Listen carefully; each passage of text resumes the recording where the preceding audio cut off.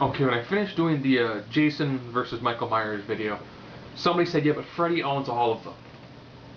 Ironically, in the movie Freddy versus Jason, they were supposed to introduce towards the end a third villain, but they couldn't get the rights to use it. Yes, as that one kid was laying there dying, he was actually going to open up this little box. I always have to go to the term because I always butcher this. Yeah, the Lamont configuration. He was actually going to use the box and summon Pinhead, or Head Cenobite, since Pinhead technically isn't the name he was given. So I began thinking, who would I have Freddy Krueger fight? Initially I thought Pennywise would be pretty interesting, and then I went, two villains primarily prey on children, and like young teens that both have a background in kind of being, like distanced from parents and all that. It seemed a lot cooler when I started thinking it through. Then I tried to picture Freddy Krueger fighting a clown that becomes like a spider, and I was like, I see those two working in tandem more than I do fighting each other. And then I thought, man, Doug Bradley versus Robert Englund would probably be ridiculous. Yes, that Pinhead. Just picture those two in a room talking to each other about how they would fight. You've got Freddy Krueger, who pretty much symbolizes, neglect. That's why he has all the child-based fears. He's a child molester in real life. Murdered by vengeful parents. He essentially is like the embodiment of fear, revenge, and neglect. On the other side, you have Pinhead. His whole thing is kind of like, my job is to take out the trash in a very horrific, violent, and brutal way. I mean, he doesn't go after people who aren't wicked. He only goes after the people who truly deserve this level of torture and punishment. But he also walks that fine line between when does pain cross over into pleasure and when does it cross back into pain. You have essentially a psychological study on these two could be like doctoral thesis worthy. And I've taken these two huge icons. I've met one, I still have not met Robert yet, and put those two into my 9-point scenario, try to figure out exactly who in the world would take this fight. And as always, my 9-point scenario, same thing that I used when I do comics: intelligence, fighting ability, strength, speed, durability. That essentially be almost like stamina or endurance, and vulnerability. This is, you need to take X amount of abuse before you really start to feel any of it. Energy projection, versatility, and then X factor, whatever didn't fall into the other categories. Let's go right through this. Intelligence. Depending on when you figure out Freddy Krueger's backstory, he wasn't the smartest guy in life. His human persona was normally either like a gardener or a groundskeeper. Nothing against those sort of people, but he was normally never portrayed as like an evil genius versus somebody who was, I think, like British Special Forces in the military. If I had to pick a groundskeeper versus British Special Forces, like World War I or II, depending on, his story has been tweaked a little bit here and there, both directions. I think he's World War I want to say.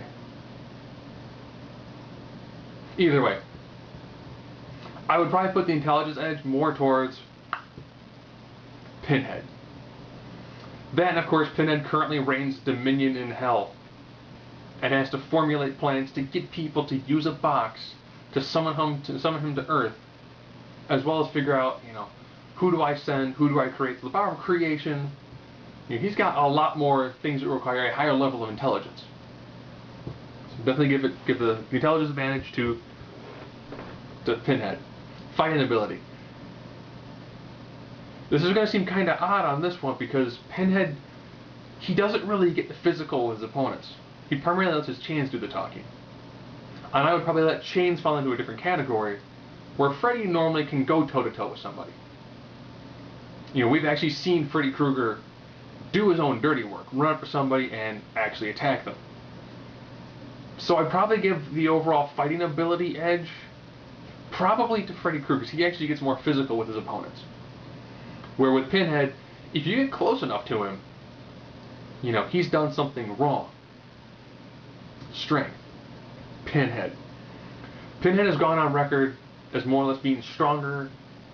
Well, Doug Bradley has gone on record as saying he's stronger than Jason or Michael Myers.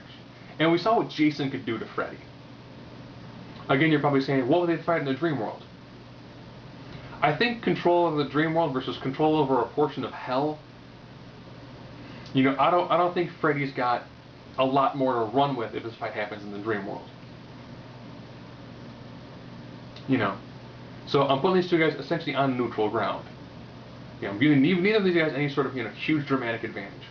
I'm not having it take place on Earth, because on Earth, Freddy has normal human abilities. You know, he's not supernatural on Earth. That's why everybody can defeat him pretty easily on Earth. Versus Pinhead, who on Earth still retains the vast majority of his abilities. But I'm digressing. Speed. Yeah, I'm gonna give speed to Freddy. We've never really seen Pinhead run. He doesn't. He's a thinking man. He is that slow, methodical. If I have to chase you, apparently you're dodging my hooks. I'm gonna stuff hooks in you, and that's gonna finish this. Endurance, or durability. I'll probably give this one to Pinhead. Pinhead has been around a lot longer time. And I picture Pinhead taking an awful lot before he starts going down. You know, we've seen Freddy take a beating pretty easily. And it takes him a little while to come back. Where with Pinhead, if it's not a knockout shot, it doesn't matter. He's going to keep on coming. Invulnerability. Again, we've seen Freddy take a pretty easy beating. So I have to give the invulnerability edge to Pinhead. You're probably thinking, wow, this is going to be almost a clean sweep for Pinhead. Okay, we're now pretty much to the point where it's some of the more intangibles. You know, now we're down to some of the distance fighting, the versatility, the X factors. Distance fighting. You know, Freddy's ability at dream powers, we've never really seen him do anything in a great distance. He is fear, and fear works great up close. That's why his hand is full of razor blades. He's not using a gun.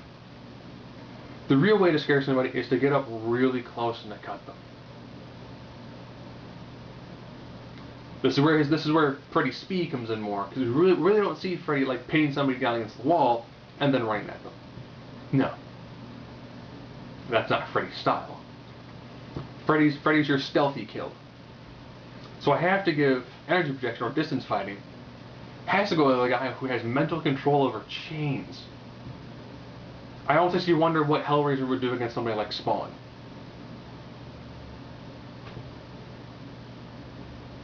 Well, I still have another awesome fight because both of them use wicked chains and both of them have some sort of connection to hell. Now we're down to versatility and X factor. I will give the versatility edge to Freddy. If Freddy can whip up any sort of bizarre dream abilities, or if he can happen to do any sort of his weird kind of read his opponent, maybe throw Pinhead off his game. Because, you know, Pinhead's used to people kind of being really horrified of him. Freddy's used to people being really horrified of him. Pinhead, Shakespearean dialogue. Freddy, talks like he's from Jersey Shore. You know, lots of profanities, lots of swearing. That's probably going to get under Pinhead's skin a little bit. And if Pinhead drops his guard down at all, Freddy's going to know what makes him scared. You know, Freddy's really good at that. I mean, he was actually able to figure out what made Jason scared. So I'm pretty sure if he could figure that out pretty fast, he could probably learn enough about Pinhead in their battle to figure out what he can do to help weaken Pinhead a little bit. As well as we've seen Freddy do a lot more things. You know, his abilities are definitely not limited. You know, if he can gain a slight upper hand, and he can somehow get Pinhead into more of a dreamlike state, you know, Freddy's probably going to get him.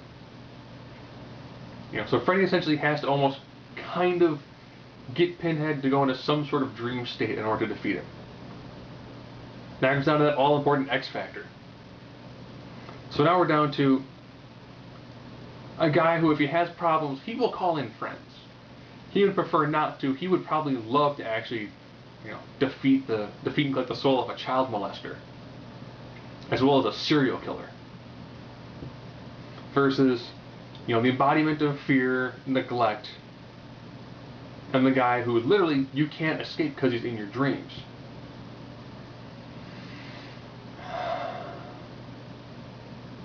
I really have to give that one to Pinhead. I do. I think Pinhead's level of motivation against somebody like Freddy is just going to be off the charts. If you're going to find out, okay, so this guy has killed how many people? This many. In vengeance-style killings? Yeah. And he's a child molester? Yeah.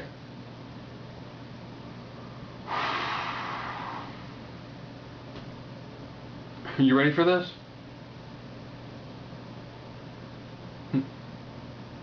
Sharpening claws, sharpening claws, sharpening claws. Huh, Bradley chains. Sharpening claws, sharpening claws, sharpening claws. Chains. Make it fat! You know, I do picture Pinhead probably having the most detail-orientated plan. And while I will give Freddy the advantage if this fight gets in kind of close, you know, with the ability of speed as well as having his own natural weaponry, I just don't picture him being able to actually really truly defeat Pinhead unless he gets him in a dreamlike state where he's got a clear advantage over Pinhead. Beyond that, you know, Pinhead is going to own him. He's going to own him fast. He's going to own him hard. I mean, he's going to own him like fresh meat in prison. He is just going to take him and own him. And he will make his suffering legendary even in hell.